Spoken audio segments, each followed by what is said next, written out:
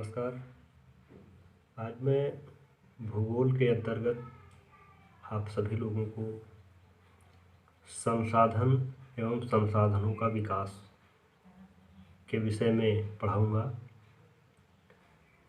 संसाधन एवं विकास यानी रिसोर्सेस एंड डेवलपमेंट। देखते हैं, सबसे पहली बात है कि हम बात करते हैं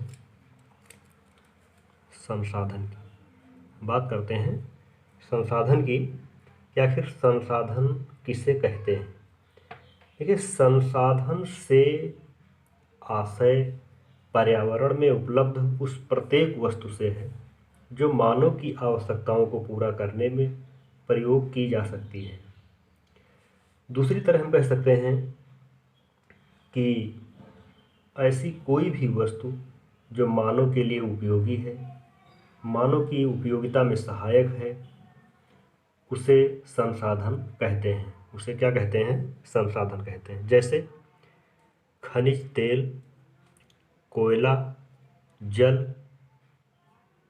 प्राकृतिक वनस्पति, जीव जंतु आदि, ये सभी प्राकृतिक संसाधनों के अंतर्गत आते हैं। अब आगे देखते हैं कि जो हमारे पर्यावरण में उपलब्ध विभिन्न वस्तुओं की रूपांतरण प्रक्रिया होती है वो कैसे होती है। वो होती है, सबसे पहले भौतिक पर्यावरण होता है, फिर प्रौद्योगिकी, और प्रौद्योगिकी से वो संस्थाओं में बदल जाता है। प्राकृतिक संसाधन बॉक्साइट, और फिर इस बॉक्साइट को ये भौतिक इसके अंतर्गत आता है। ये प्राकृतिक संसाधन है। तो प्राकृतिक संसाधन हमारा क्या है? जैसे बॉक्साइट है, और इस बॉक्साइट को जब हम प्रौद्योगिकी में ले जाते हैं तो वहाँ से इससे यानी अयस्क से एल्युमिनियम बनता है। अयस्क से क्या बनाया जाता है? एल्युमिनियम बनाया जाता है। फिर इसी एल्युमिनियम से जब संस्थाओं में जाता है, फैक्ट्रियों में जाता है, तो इसी एल्युमिनियम से विभिन्न प्रकार की वस्तुओं का निर्माण होता है। यानी यहाँ पर विभिन्न प्रकार की वस्तुओं का निर्माण होता है। इसके रूप और आकार में बदलाव आ गया। सबसे पहले भौतिक पर्यावरण में हम देखते हैं प्राकृतिक संसाधन हमारा बॉक्साइट है, फिर ये अयस्क से एल्युमिनियम बनता है, और एल्युमिनियम से विभिन्न प्रकार के बर्तन, वस्तुएं आदि साधन बनाए जाते हैं।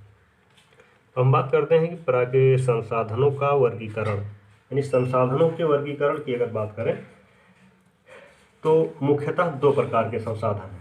मुख्यतः दो प्रकार के संसाधन हैं। एक तो है प्राकृतिक संसाधन, एक कौन सा है? प्राकृतिक संसाधन। यानी संसाधनों का वर्गीकरण, इसमें दो प्रकार के संसाधन हैं। एक तो प्राकृतिक संसाधन और दूसरा मानवीय संसाधन। अब देखते हैं कि प्राकृतिक संसाधन के अंतर्गत कौन कौन से संसाधन आते हैं। अब यहाँ पर हम एक लाइन खींच करके ऐसे, और यहाँ पर हम दिखा सकते हैं कि आखिर इसके अंतर्गत कौन कौन से संसाधन आते हैं। प्राकृतिक संसाधन के अंतर्गत की अगर हम बात करें तो इसके अंतर्गत आते हैं नवीकरण, नवीकरण योग्य। इसके अंतर्गत क्या आते हैं? नवीकरण योग्य। और इधर जब देखते हैं तो इधर क्या होता है? इधर होता है अनवीकरण योग्य। अनवीकरण योग्य।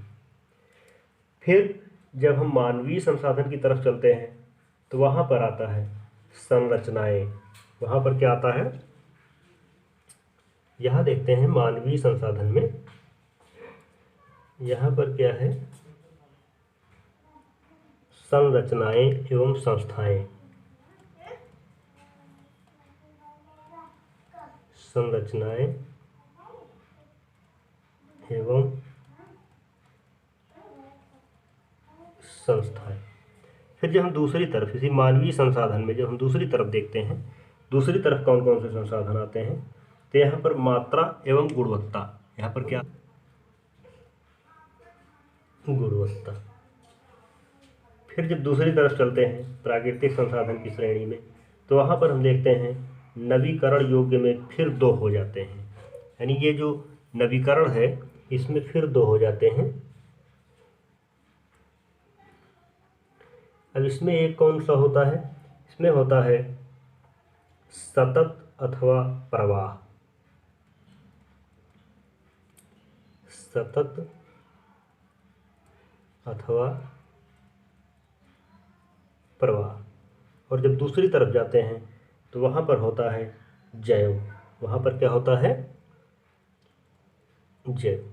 ये संसाधनों का वर्गीकरण चल रहा है, यहाँ पर होता है जैव। आगे देखते हैं कि आणविकरण में क्या है, पुनः चक्रीय। यहाँ पर आते हैं तो यहाँ पर भी दो हो जाते हैं, एक हो जाता है पुनः चक्रीय।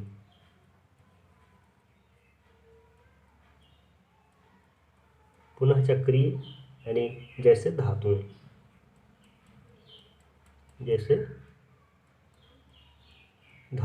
ये दूसरे रूप में परिवर्तित कर दी जाती हैं। फिर दूसरी तरफ अगर इसकी हम बात करें अनवीकरण योग्य में, तो अनवीकरण योग्य में दूसरी तरफ आता है अचक्रीय।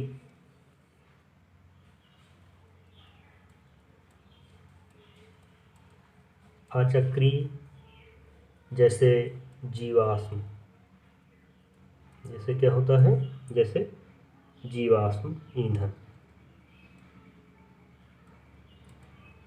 जीवाश्म ईंधन ये मित्रों बदलता नहीं है, और इस जो धातुएं हैं पुनः चक्रीय वाले में वो बदल जाती हैं।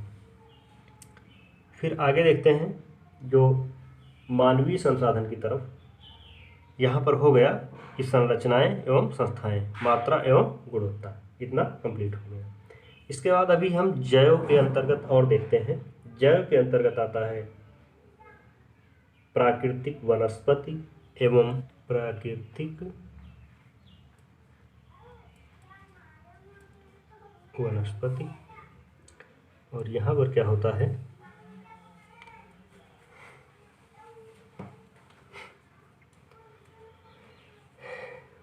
प्राकृतिक वनस्पति, और फिर इसके बाद यहाँ पर क्या है, वन्य जीव।